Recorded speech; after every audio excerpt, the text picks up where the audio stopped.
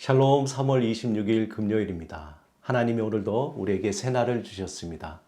우리에게 새날을 주신 하나님께 감사하며 이 시간에 침묵으로 기도드리겠습니다. 할렐루야. 여호와의 이름을 찬송하라. 여호와의 종들아 찬송하라. 여호와의 집 우리 여호와의 성전 곧 우리 하나님의 성전들에 서 있는 너희여 여호와를 찬송하라. 여호와는 선하시며 그의 이름이 아름다우니 그의 이름을 찬양하라. 여호와께서 자기를 위하여 야곱 곧 이스라엘을 자기의 특별한 소유로 택하셨음이로다.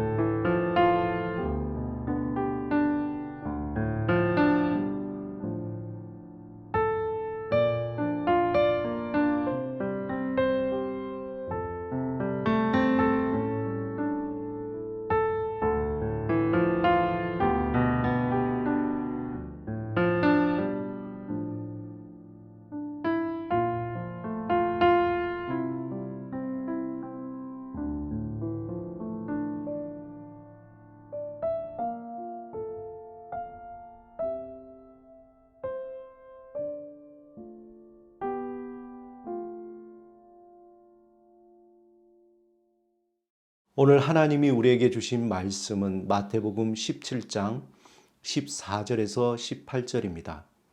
오늘 이 말씀을 통해 하나님이 우리에게 주시는 음성을 듣겠습니다. 그들이 무리에게 이르매 한 사람이 예수께 와서 꿇어 엎드려 이르되 주여 내 아들을 불쌍히 여기소서.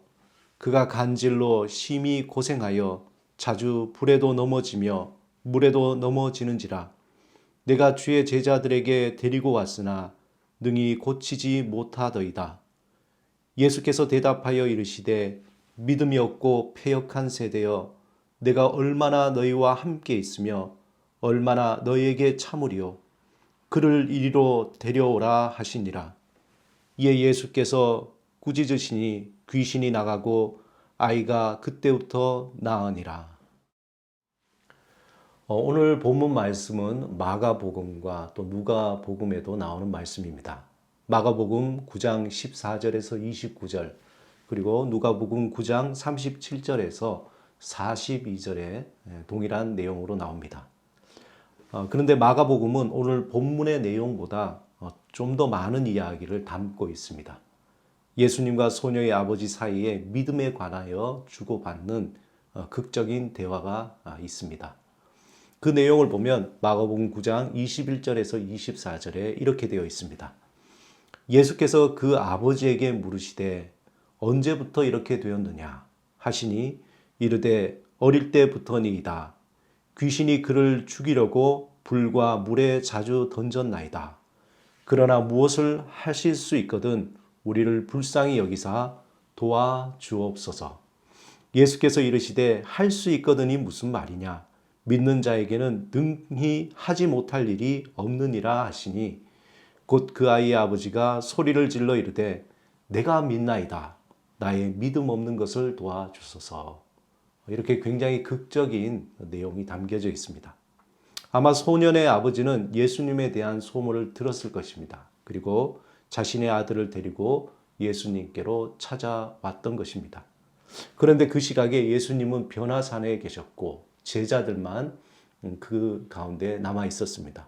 그러자 그 아버지는 제자들에게 자신의 아들을 고쳐달라고 간청했습니다.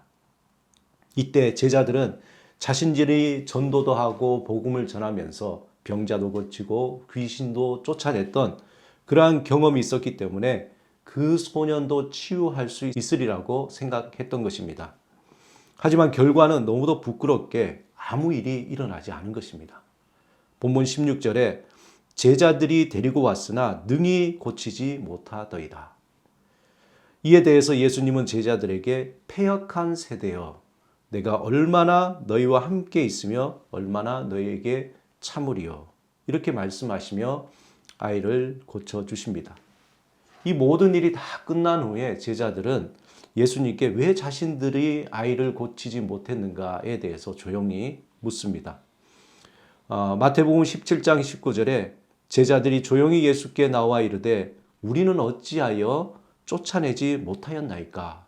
그러자 이때 예수님은 너희 믿음이 작은 까닭이라, 너희 믿음이 아주 작은 까닭이라, 그렇게 대답해 주십니다. 그런데 마가복음에서는 예수님의 대답이 좀 다르게 나타나는데, 마가복음 9장 29절에 보면 이르시되 기도 외에 다른 것으로는 이런 종류가 나갈 수 없느니라 하시니라. 예수님이 제자들이 기도하지 않은 것에 대해서 책망하신 것입니다. 누가복음에는 제자들이 예수님께 질문하고 예수님께 답하는 내용은 나오지 않습니다. 우리가 상상력을 가지고 다시 그 상황을 생각하면 제자들에게 한 아버지가 귀신 들린 소년을 데리고 왔습니다. 그 소년은 이리 뛰고 저리 뛰고 제자들을 당황하게 했을 것입니다. 그 소년의 아버지가 제자들에게 아이를 고쳐달라고 간청하자 제자들은 확신에 차 있기보다는 자신의 경험을 의지해서 귀신을 쫓아내려고 했던 것입니다. 하지만 너무도 역부족이었을 것입니다. 아이는 너무 날뛰고 제자들은 어떻게 해야 할지 당황했으며 소년의 아버지도 그만 큰 실망에 빠진 것입니다.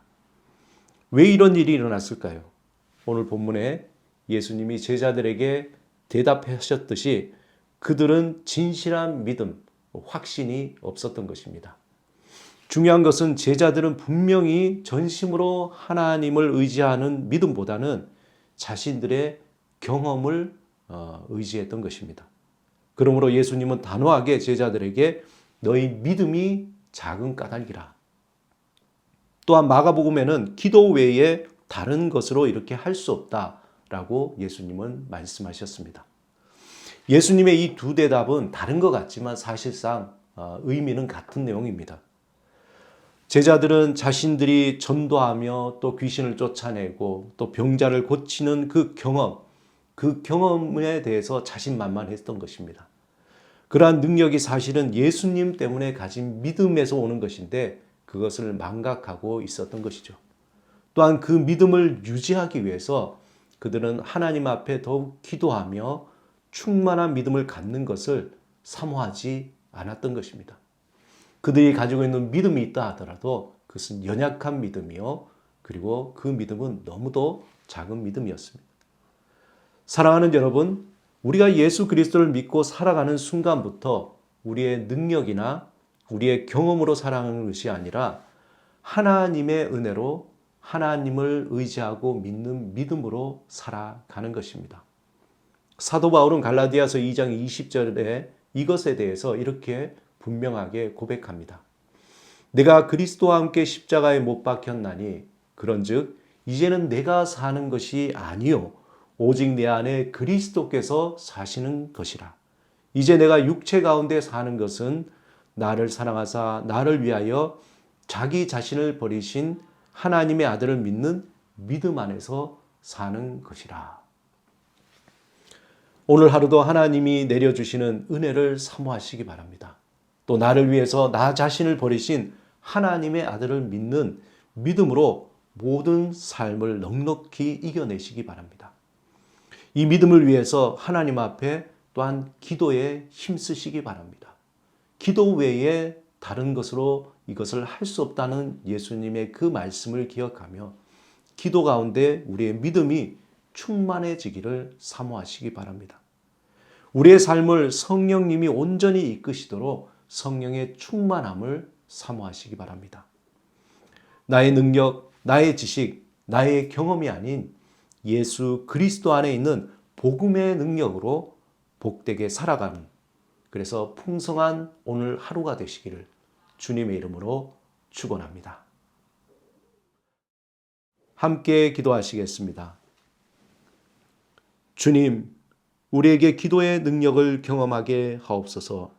믿음으로 구하며 하나님으로부터 응답받는 구체적인 기도의 능력을 경험하게 하옵소서. 예수 그리스도 이름으로 기도드립니다. 아멘.